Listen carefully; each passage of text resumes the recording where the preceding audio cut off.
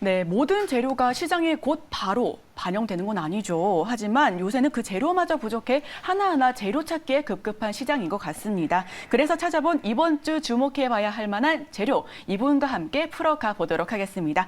유한타증권 반포 PIB센터 한상혁 차장 모십니다. 어서 오세요. 네, 안녕하세요. 네, 어서 오십시오. 자, 그럼 한상혁 차장과 함께하는 세 가지 주제 한번 화면으로 살펴보시죠. 미국 연준의 의견이 오는 5월 FOMC에서 0.5%포인트 금리 인상으로 수렴되는 분위기입니다. 다만 여전히 75bp 인상 가능성이 있어 시장의 불안감이 커지고 있습니다. 윤석열 당선인과 기시다 후미오 일본 총리가 어제 친서로서 한일 관계 개선에 대한 의지를 주고받았습니다. 요새 엔저 현상과 더불어 반도체 소부장 육성 정책 등 관련된 이슈도 함께 풀어보겠습니다. 차기 정부의 바이오 산업 육성 기대에 어제 셀트리온 그룹주들 필두로 바이오주가 큰 폭으로 올랐습니다. 바이오 작년에 이어 올해도 모멘텀 기대해도 될지 알아볼 필요가 있어 보입니다. 저희는 이 중 두 가지 이슈 자세하게 풀어보도록 하겠습니다. 자, 먼저 첫 번째 키워드부터 한번 살펴봐야죠. 첫 번째 키워드 보여주시죠. 네, 방어, 성장. 이렇게 또 키워드를 제가 또 준비해 봤는데요. 빅스텝이냐 자이언트 스텝이냐 아직 확실시 되고 있지는 않지만 금리 인상은 어느 정도 가닥이 잡힌 것 같습니다. 그렇게 무게가 실린다면 현재 외국인 매수세가 들어온 경기 방어주 조금 더 담아봐야 할지 아니면 어떻게 해야 될지 한번 여쭤보겠습니다. 일단 뭐 이번 주 그리고 다음 주까지 해서 우리 시장을 가장 좀 영향을 많이 미칠 만한 요소가 이제 연준의 통화 정책이 좀 될 거예요. 다음 주 5월 FOMC를 앞두고 지난 주말까지 연준 위원들의 매파적인 그런 발언들이 계속 좀 있어 왔었고요. 파월 연준의장이 지난 IMF 총회에서 이 50bp 금리 인상을 기정사실화하는 발언을 좀 하기도 했죠. 그 덕분에 이제 CME 금리 예측 사이트를 보게 된다라고 하면 이 5월에 50bp 금리 인상 가능성이 97.6%. 뭐 이 정도라고 하면 50bp 금리 인상을 안 하면 또 이상하게 할 정도죠. 뿐만 아닙니다. 이 다음 회의가 6월 15일에 있는데요. 그때는 그러니까 75bp, 그러니까 자이언트 스텝에 대한 가능성이 한 85%가 됩니다. 그러니까 원래 며칠 전까지만 해도 시장에서 기대했던 거는 5월과 6월에 각각 한 두 차례 정도 한 50bp 인상 정도를 하지는 않겠느냐라는 부분이었는데요. 현재 올해 말에 예측하는 기준금리 수준이 한 3% 정도 수준이니까 앞으로 FOMC가 한 6번이 남았단 말이에요. 그렇다고 하면 50bp 이상의 금리 인상이 최소한 5번은 나온다라고 좀 말이 될 것 같습니다. 이런 부분들이 국내 시장에서 지금 상당히 부담을 주는 요인들이라고 볼 수가 있겠고, 간밤에 좀 미국 시장이 좀 많이 빠졌잖아요. 그 지금 긴축에 대한 우려, 그에 따른 경기 침체에 대한 우려가 급속도로 주식시장에 반영이 되고 있다라고 보시면 될 것 같아요.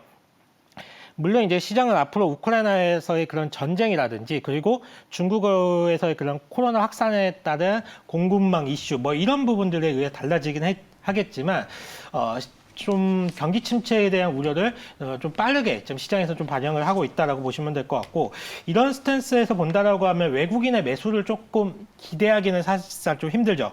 그러니까 어쨌거나 지금 미국의 기준금리가 빠른 속도로 올라간다라고 했을 때 이는 달러 강세를 좀 자극하는 요인이 될 수가 있고, 최근 들어서 위안화 약세 그리고 이에 따른 원화 약세의 기조가 상당히 참 동조화되는 모습이 참 많이 나타나고 있거든요. 그래서 국내 원화가 약세로 흘러간다라고 했을 때 외국인 입장에서는 무언가 이머징 시장에서 적극적으로 뭔가를 매수하기는 상당히 좀 부담스럽다라고 보실 수가 있을 것 같습니다. 그래서 뭐 4월에 외국인들이 가장 많이 매수한 종목들 이런 거 쭉 보시게 되면요, 뭐 SK텔레콤, KT, S-오일, 뭐 SK이노베이션 등 그러니까 통신하고 뭐 정유줄, 그러니까 대표적으로 고배당 성격의 그런 방어주의 성격들을 상당히 좀 많이 매수를 하고 있다라고 보시면 될 것 같고, 그렇지만 이제 우리 국내 투자자들이 이런 외국인의 매매 패턴을 그대로 따라가야 하느냐? 저는 그건 좀 아니라고 보고 있습니다. 그러니까 외국인의 자금 성격상 지금의 그런 매매 행태는 패시브 자금의 성격이 상당히 높다라고 보고 있고요. 만약에 이 말은 2분기에 원자재 가격들이 안정화가 되고 말씀드린 이런 연준의 금리 인상 수준이 시장에 좀 반영이 어느 정도 됐다라고 하면 그리 멀지 않는 시간에 또 외국인의 매수세를 좀 기대를 해볼 수가 있습니다. 그래서 최근 들어서 현대차와 기아차 같은 완성차 업체들이 정말 주가가 좀 바닥권에서 많이 올라왔잖아요. 그래서 이 다음 차례는 뭐 삼성전자, 하이닉스 이런 시가총액 1, 2위 업체도 충분히 매수세가 들어올 수 있다라고 보고 있기 때문에 지금부터는 만약에 대형주 위주의 투자를 하시는 분들이라고 한다라고 하면 삼성전자와 하이닉스와 같은 초대형주 한번 노려보실 타이밍이 됐다라고 좀 보고 있습니다. 지금 같은 시기에 삼성전자, SK 하이닉스 등 대형 우량주 위주로의 분할 매수세도 가능하다라는 그런 말씀해 주셨고요. 아무래도 지금 외국인 투자자분들의 매수세는 기대하기 어려운 그런 포지션인 것 같습니다. 이런 부분 잘 참고해 주셔서 경기 방어주 눈여겨보시면 좋겠습니다. 자, 그럼 지금 추락하고 있는 이렇게 또 방어 성장 이렇게 또 표시를 해놨잖아요. 우리 성장주가 계속해서 부진한 흐름을 보여주고 있습니다. 네이버, NC, 크래프톤 등 신저가를 줄지어서 계속해서 또 행진하고 있는데 현재 성장주 가지고 계신 분들은 대응을 어떻게 해야 될까요? 그러니까 뭐 성장주 쪽도 기회는 있다라고 봅니다. 다만 이제 옥석 관리를 잘 해야 된다라고 보고 있는데 일반적으로 금리가 오르면 뭐 성장주가 안 되고 가치주가 된다 이런 말씀 많이들 하시잖아요. 정말 교과서적인 얘기고요. 실제 투자에서는 절대 그렇게 되지 않습니다. 만약에 금리가 올라서 성장주가 안 된다라고 하면 뭐 성장주의 끝판왕이라고 할 수 있는 테슬라는 이미 나락으로 좀 떨어졌어야 되는 부분인 거고 물론 이제 간밤에 테슬라 주가가 좀 많이 빠졌지만 이는 뭐 성장주였기 때문에 빠졌다기보다는 이제 트위터 인수와 관련된 그런 인수 자금에 대한 우려감 때문에 빠진 거기 때문에 좀 성격이 좀 오늘 하락은 좀 다르다라고 보고 있고요. 그보다는 이제 뭐 금리 인상이라는 장애물을 만난다고 하더라도 그 이상의 성장을 보여줄 수 있는 그런 퍼포먼스를 가진 종목들로 오히려 선택과 집중하실 필요가 있다라고 보고 있습니다. 우리가 지난주에 성장주가 성장하지 못했을 때 어떤 결과가 나오는지 넷플릭스 주가를 보면서 우리가 확인한 바가 있잖아요. 그렇게 국내도 마찬가지입니다. 올해 내내 금리 인상 기조는 좀 이어지겠지만 2차 전지 섹터 내에서 신고가를 기록한 종목들이 상당히 많았단 말이에요. 그러니까 반면에 뭐 네이버, 카카오, 뭐 NC소프트, 크래프톤 이런 종목들이 좀 주가락이 별로 주가가 좋지 못했는데 이들 업체들의 대표적인 공통점이 있죠. 인터넷 플랫폼 그리고 게임주들 대표적인 언택트 수혜주들입니다. 그러니까 지금은 팬데믹을 종식을 하고 엔데믹으로 전환되는 가운데서 이 언택트 관련 종목들보다는 컨택트와 관련된 종목들 중에서 그 YOY 성장률이 상당히 좀 잘 나오고 있기 때문에 기본적으로 금리가 인상되기 때문에 가치주를 사야 되고 뭐 금리가 하락하기 때문에 성장주를 뭐 사야 한다 이런 논리에는 동의하지 못하고요. 이것보다는 올해 기업 본연의 실적이 실적 성장이 어디서 나오는지에 좀 초점을 맞출 필요가 있고 그 성장이 내년까지 이어질지 여부에 대해서 우리 투자자분들이 더욱더 집중해야 되는 시기라고 좀 보고 있습니다. 네, 지금 투자자분들의 옥석 가리기가 한참인데요. 이렇게 말씀해 주셨던 것처럼 실적주라 할지더라도 뭐 성장주라 할지더라도 개별 종목별대로 종목군대로 움직이는 시장인 만큼 여러분들께서도 가치 판단을 함께 해주시면 좋겠습니다. 이렇게 실적주, 성장주까지도 말씀 나눠봤는데 우리 작년에는요. 제가 이렇게 경제방송 진행했을 때 많이 물어보시는 질문 중 하나가 그래서 어떤 종목 사야 돼? 네, 이런 거 많이 물어보셨는데 요새는 다릅니다. 나 그럼 어디서 다시 매수해야 돼? 다시 물타기해야 돼? 이런 질문 굉장히 많이 하시는데 그럼 우리 차장님께서는 그런 구간들을 차트적인 관점에서 보실까요? 아니면 리스크가 줄어드는 시기적인 관점에서 보실까요? 가장 어려운 질문을 좀 하셨어요. 그러니까 딱 정답이 있는 것도 아니고요. 사실상 뭐 가장 좋은 것은 이런 고민을 안 하는 게 가장 좋은 부분이라고 할 수 있는데 하지만 주식을 하다 보면 뭐 추가 매수 타이밍에 대해서는 항상 이제 고민을 해야 되는 부분이고 항상 뭐 자주 있는 일이라고 좀 할 수가 있습니다. 그러니까 이게 사실 투자자들마다 다 달라요. 어떤 분들은 이제 기술적 분석을 통해서 보조 지표를 이용해서 추가 매수 타이밍을 잡으시는 분들도 있고요. 또는 어떤 분들은 외국인과 기관의 수급 그런 동향을 보면서 그런 타이밍을 잡아보시는 분도 있는데 사실 제 경험상 모든 불확실성이 해소가 된 이후에 주식을 사려고 하면 늦는 경우가 상당히 많습니다.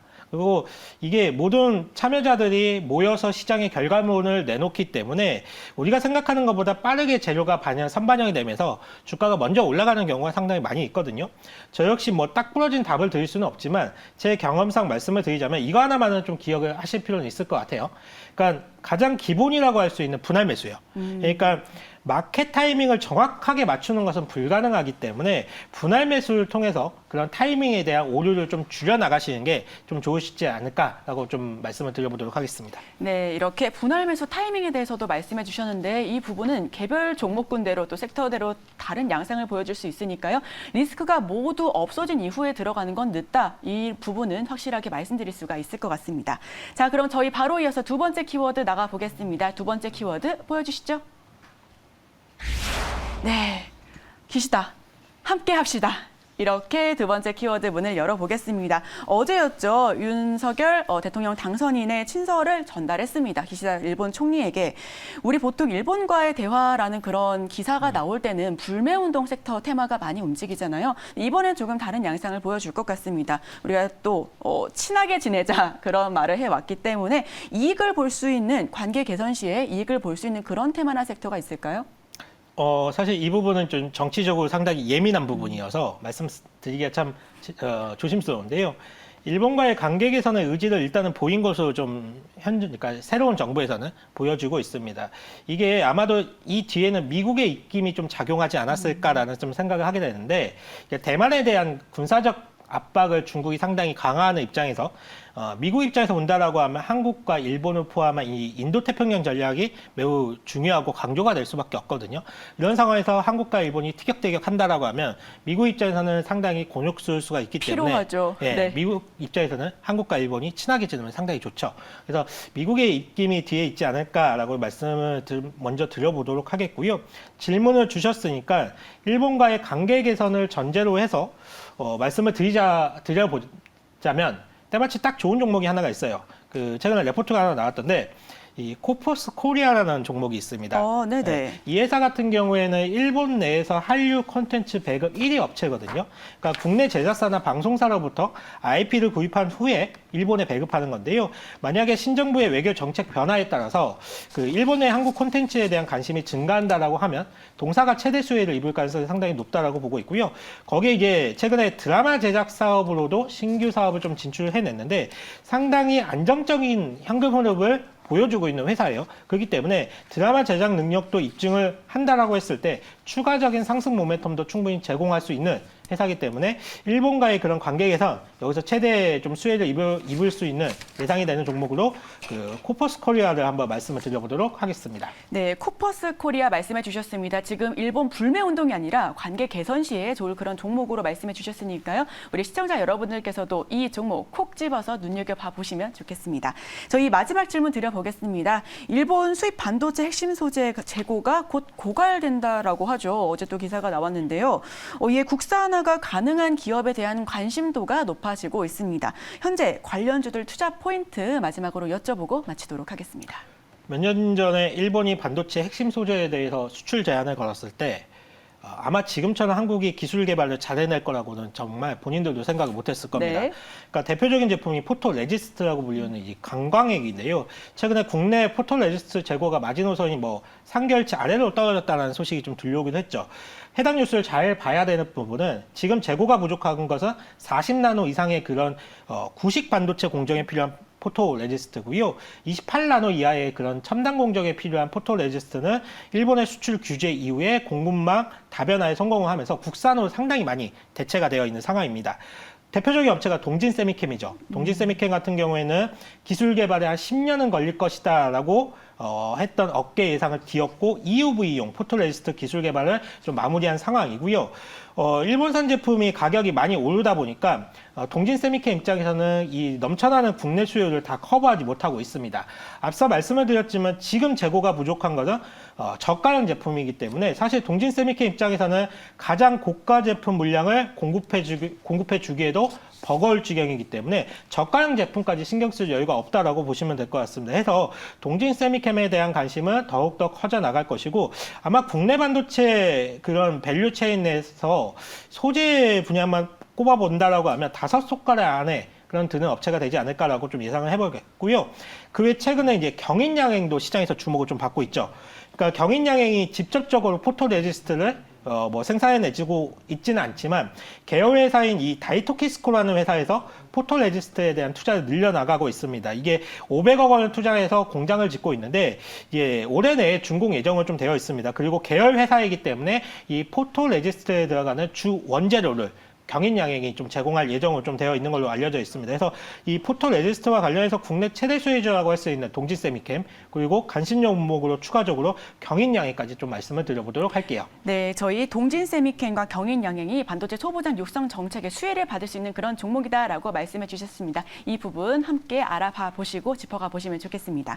지금까지 유한타증권 반포 PIB센터 한상혁 차장과 함께했습니다. 오늘 말씀 고맙습니다. 감사합니다.